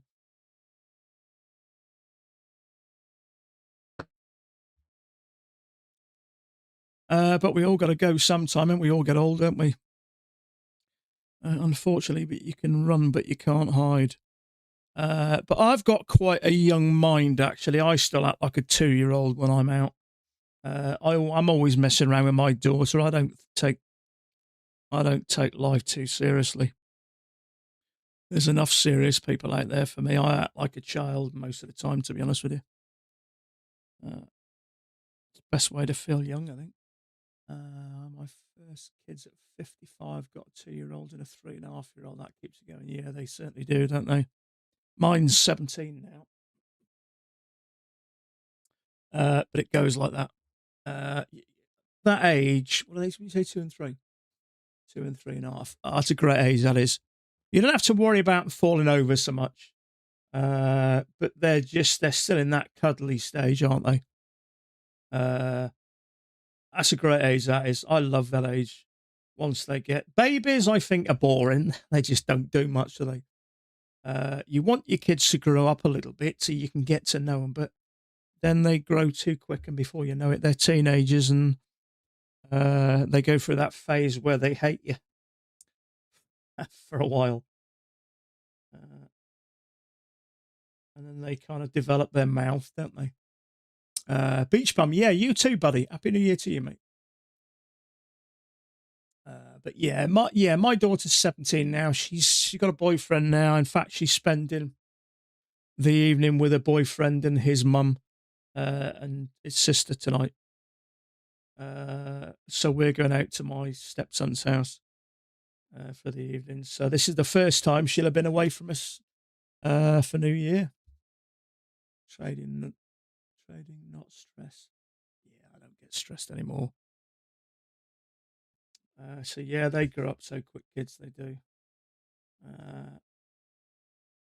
Doesn't seem long ago since I was buying nappies and milk from the supermarket. I could still tell you the brand. They're still in the same place in the supermarket before you know it. It goes. Making it more young. But they say the camera adds £10, don't they? In fact, I put a bit of weight on over Christmas. About 15 something. I usually slim down a bit for the summer and pack on a few pounds for the winter. Trouble is, you know what Christmas is like. You tend to just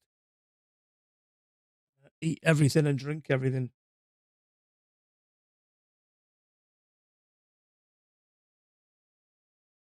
So I got to be a little bit. I got to get me 6-pack. Well, I don't think I've ever really had a 6-pack, if I'm honest. But it's always nice to shed a bit for summer, isn't it?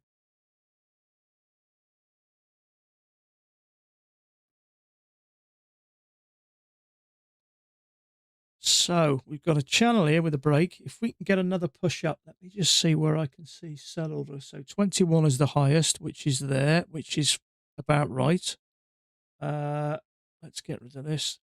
So we've got some around the 20 level, which is about there. And we've got some around the 18 and a quarter area, which is about there. So there are sellers in this area. So what I'm thinking is we may get something like that. A leg up, bit of sideways and a leg up. And that would put us right in the sweet spot to hopefully take a short there. Now, whether this is valid, but the trouble is we are coming away from this. So maybe it is a little bit more like that. And that would be the sweet spot. So, only trouble is the more you stretch this up, the more it comes away from the bottom. But let me have a look. Okay, let me have a look. So if I look at someone else's chart, I can see Thomas Wade's chart. Just a quick one I can glance. When was this? 3 minutes ago. So he's kind of looking at that anyway. So he's looking at the same thing. So I don't think Dan's trading today, is he? Yeah, there are a few others who've got the trade like that. That was something that I put on a minute ago, but left it. So I'll tell you what I'll do. Let's just kill the color there so I can see the outside. Touch, touch, touch. Regardless of where we are, this seems to be, whether there's something larger or something a bit tighter, this seems to be the sweet spot around here. And if you look where there are sellers, they're all in that sweet spot. And that would make sense. So, if we move with numbers, don't we? The more traders that short at a certain area, the more chance it's got of going down. So hopefully we get a move up into this area, and then we may find something after all. Who knows?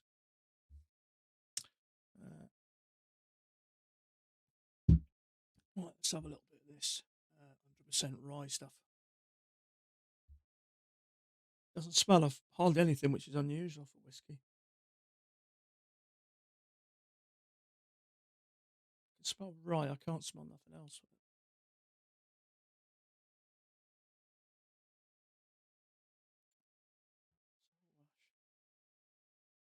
I thought it was illegal to make whiskey in the UK. Perhaps it isn't. That smells a bit better.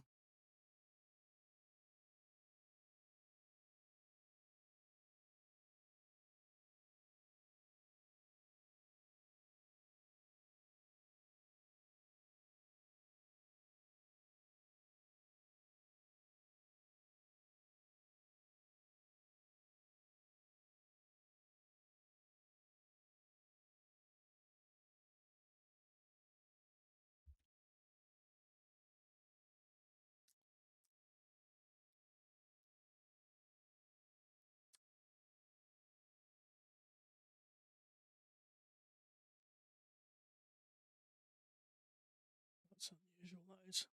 I can taste and smell more than anything.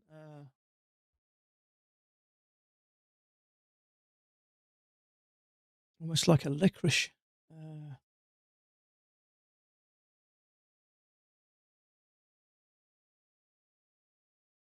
This is where we need to get to here.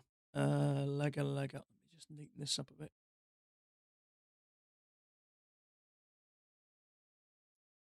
Why is it messy? So let's get rid of that. That's gone now anyway. So maybe a leg up and a leg up. That takes us into this area. So 19.5 to 20. So there's 19.5 and there's 20. So this is the area we need to get into. And look where that measured move takes us. Almost smack bang. In fact, if I take it there, it takes us right to the top line. So look at that. Perfect measured move. I wouldn't take a trade here. I'm not saying it's not going to work, but to be honest with you, it's right in the middle of that congestion. It may work, but I seen a bunch of traders take a trade like this a couple of weeks ago, and it triggered and pushed it up to this area. So at the moment, I can see relatively strong sellers in this area here. So it's irrelevant whether this works or not. For me, it's in the middle of, we do this all the time, up, across, and up, and vice versa. So I'm not going to take a trade here. It may work, but it's irrelevant.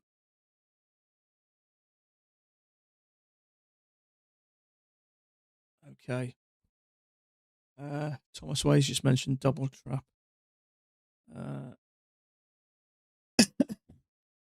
So you've got a bullish bar here, which is triggered, and you've got bearish bar here. I'd like to see that bearish bar trigger and then move up for a second leg into this area around about 20, which is there is a chunk of sellers there. It hasn't triggered. I was hoping it was going to trigger. That would give it a little bit of momentum, but I'm quite glad it hasn't, because hopefully that would avoid some traders getting stung there. So we need to get into this area for me to hit these sellers between 19.5 and 20,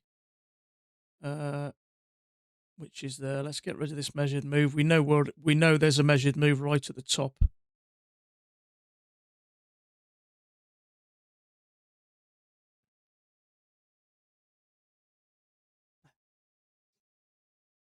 Is the whiskey bottle open yet?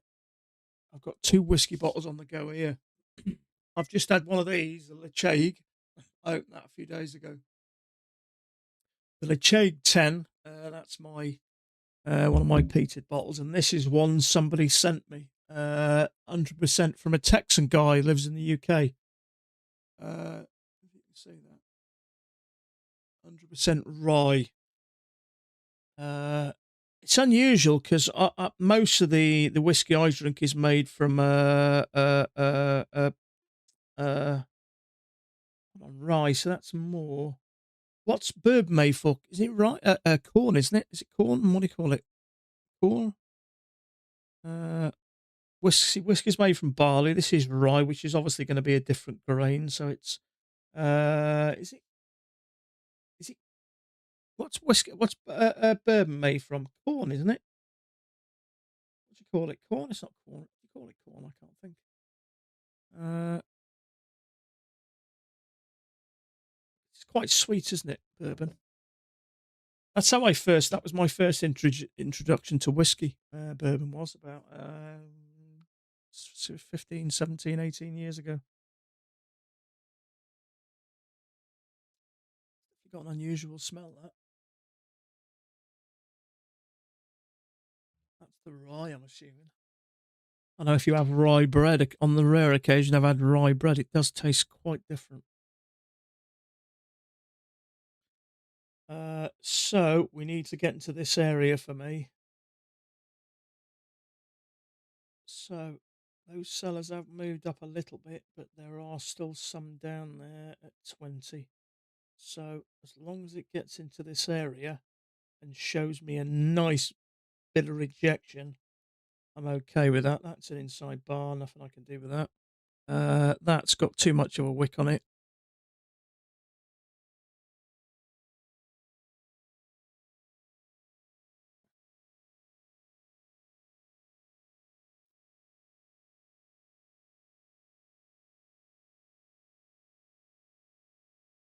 I've got a bottle of Aberlour for tonight. A bottle I bought earlier. I am drinking too much whiskey, to be honest with you.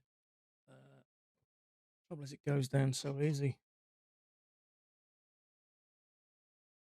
But I will have a dry spell in January. I'm not going to touch alcohol for first 2 days.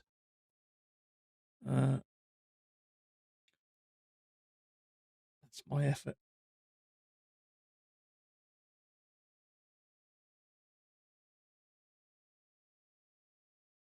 Mind you, I remember there was a footballer years ago. I think this was in the middle 80s. I was a teenager at the time. There was a footballer or an ex-footballer back at the time called Jimmy Greaves. He played for England years ago, and he was an alcoholic. And he said for about a 15-year period, he drank 2 bottles of vodka and about a dozen pints of beer every single day for about 15 years. 2 bottles of vodka and a dozen pints of beer. That's incredible. It does make you wonder how the hell someone's still alive. So 2 legs up. Now, what I want to see is a big bearish bar above this and really strong rejection. Leg and a leg. Like it to hit that 21 in an ideal world. But as we've had a bull bar there and another move, there's quite likely going to be traders buying here. I want to see strong rejection. I'm not sure whether we're going to get it though, because we've got strong sellers at 21. So I'd like it to push just that little bit higher.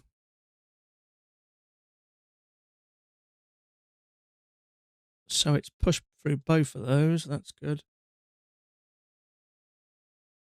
So it's hit that level. I want to see strong rejection now. See, we are starting to get sellers further up. We're getting a mixed bag. We've got buyers at 19 now. So it's just,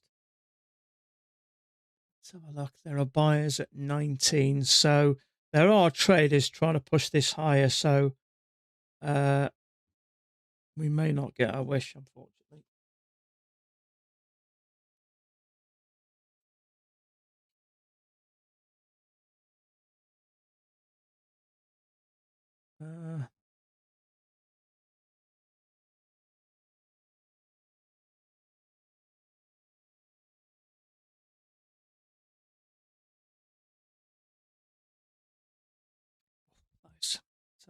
Taste that. I'm not used to drinking rye.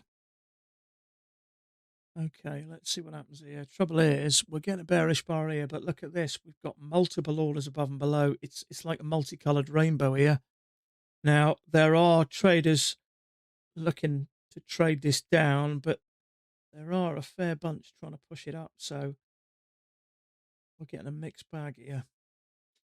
It's tempting to take this if this pushes down bearish.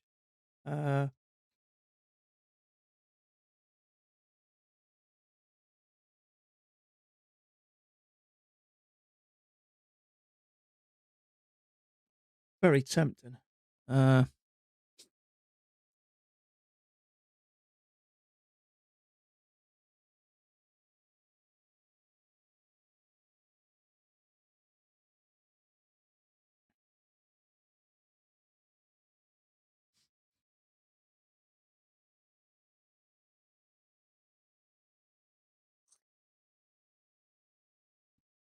Beauty is we've got this bar is still alive here. This bearish bar here is closed, so we're getting to see what's happening here. We've pushed down to the EMA and pulled back.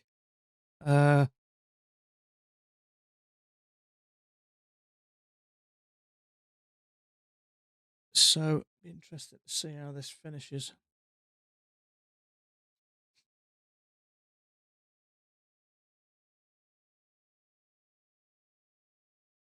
So tempting that is.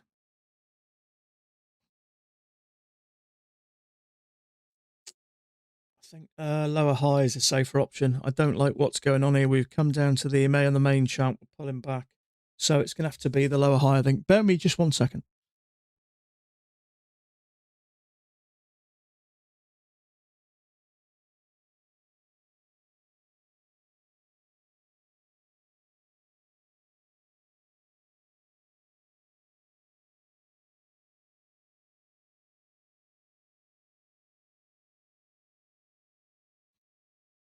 Okay, nothing we could do here. We got 2 doges here, so.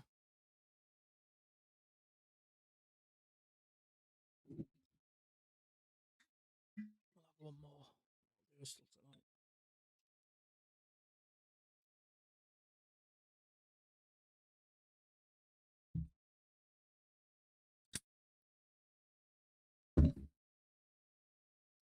Happy New Year, everyone.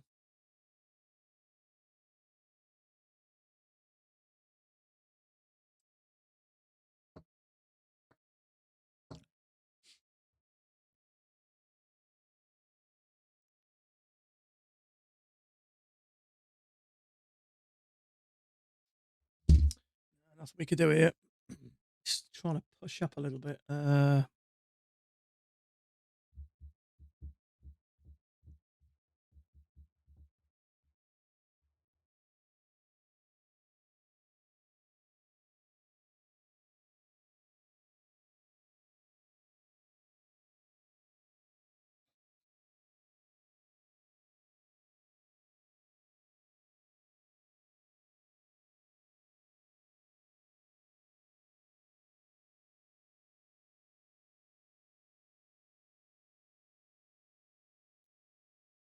So, getting quite a few orders popping up above price. Around about 22 to about 24. Yeah. We're getting quite a few sellers there. Give me a second.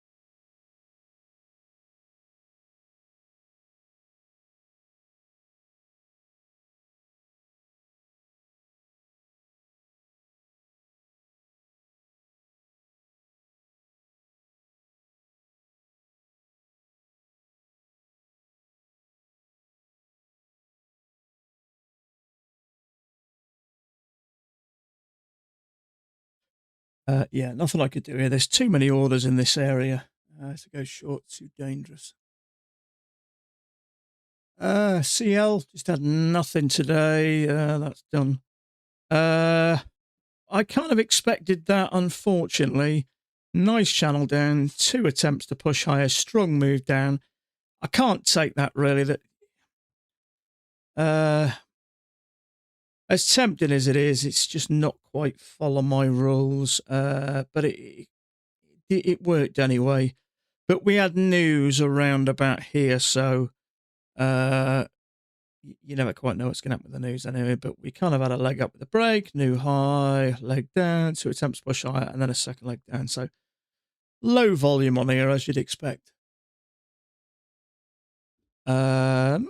Same again, quite low volume. Are we going to get as much as yesterday? Possibly by the end of the day. I don't know what time. Let me find out.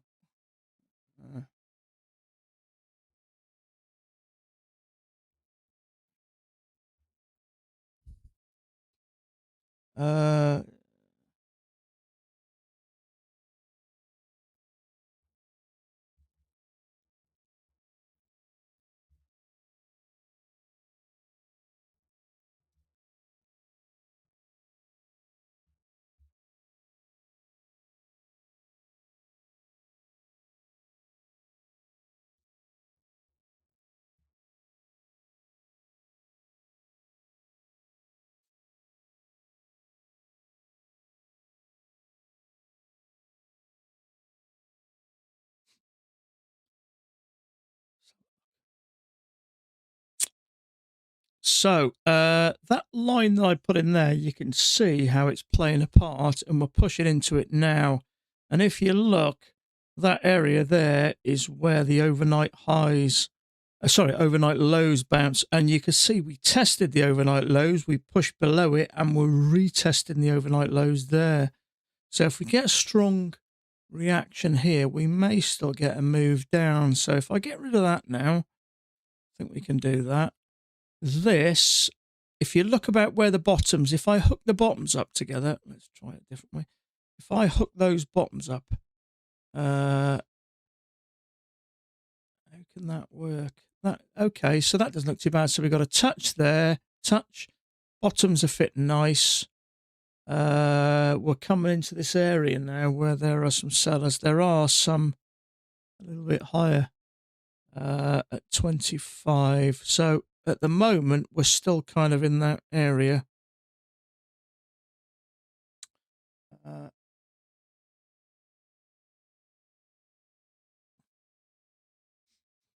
So 25 are the strongest amount of sellers I can see on Bookmap at the moment. There are some further up, but the next bunch are around here. So that does look like a little leg and a second leg. Although the second leg's a little bit higher, I don't think it really matters.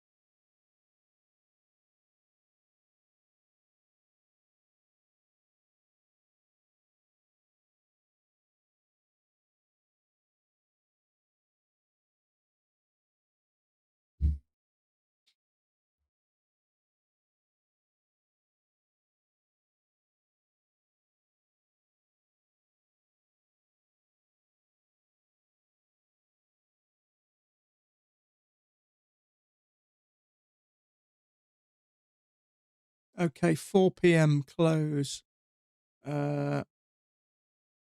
Normal hours 5, so it closes an hour early. So where are we now? It's normally 4 o'clock, isn't it? Is it 4 or 5? Oh, it's normally 5, so it's 4 o'clock today. 4, 5, 6, 7, 8, 9. So it's plenty of time left. The volume's not too bad. It's a little bit slow, obviously, as you'd expect. But what, R4, 5, or 6, or 7, R8? We've still got 4 hours left, technically. So we still get, another reasonable amount of volume. So it's not terrible. Trouble is, it could be the slowest day in the world. Doesn't mean you won't get a setup. Sometimes you can. So let's have a look. So we've had 2 legs up, bearish-ish bar there. I wouldn't consider that. There are still sellers in this area, but it's just not clear. So although it is bouncing kind of in the right area, you want a move down and a lower high here, but I'm quite happy not to take anything today. We got a whole new year starting next week. Plenty of time to take trades. A loss today might just have a slight negative impact on your night out tonight, so sometimes you're better off not taking a trade. In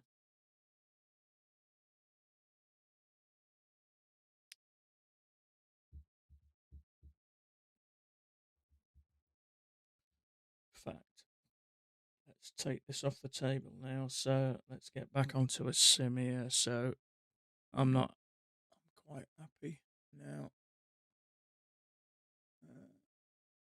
Let's get rid of bookmap. Okay, so Order submitted. sim, yeah. So Order I'm quite canceled. happy to close things down for today now. So let me just save everything. Save chart image. Save. So on that note, I will bid you farewell. What day are we today? Are we Wednesday? We are Wednesday, aren't we? So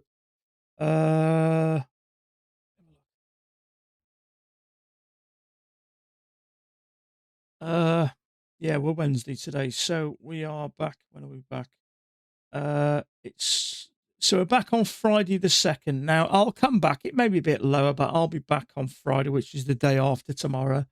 So I will leave you, good people, to the rest of your day. If you're carrying on trading, best of luck. But look, I appreciate your company throughout the year. Things hopefully will continue into next year. It'll be a good year next year for all of us. Every year tends to get better. So if you've had a tough year, forgive yourself.